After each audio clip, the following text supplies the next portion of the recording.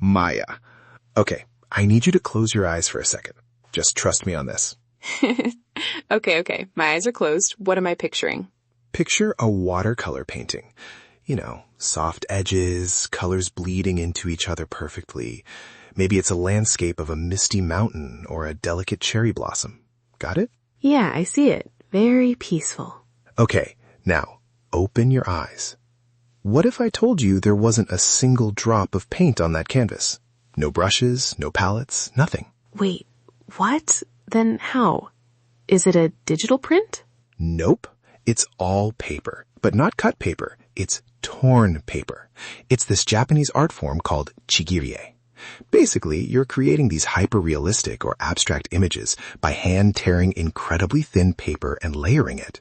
It's like painting with fibers instead of pigment. Torn paper? But wait, when I think of torn paper, I think of like a kindergarten collage with chunky bits of construction paper and way too much glue. You're saying this looks like a watercolor? Exactly. That's the magic of it. It goes all the way back to the Heian period. We're talking like the 800s to the 1100s.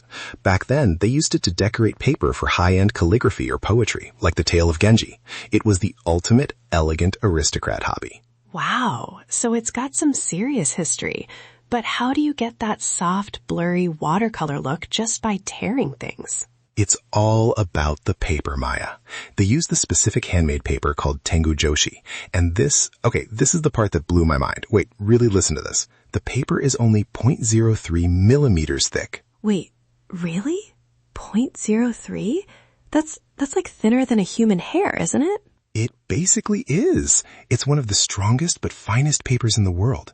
It's made from 100% mulberry fibers, and because the fibers are so long, when you tear it, you get these tiny, fuzzy white threads at the edges. When you overlay those fuzzy edges on top of another piece of paper, the colors blend together. It's not a hard line like you'd get with scissors. It's a soft gradient. That sounds incredibly delicate. I'd be terrified to even breathe near it. I'd probably just blow the whole masterpiece off the table. Right? And the craft of making the paper itself is a whole other level of intense.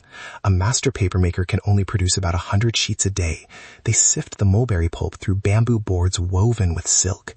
And get this, it takes 3 years just to learn how to make the paper correctly. 3 years just for the paper.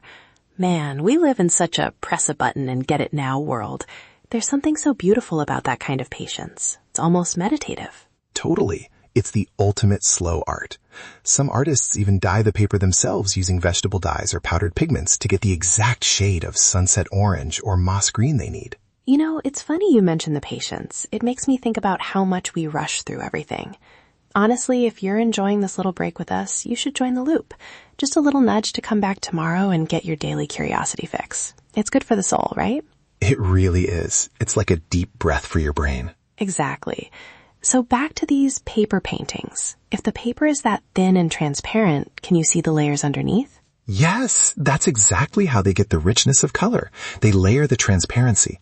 It's very similar to how the nobility in the Heian period used to layer their silk kimonos to create specific color schemes.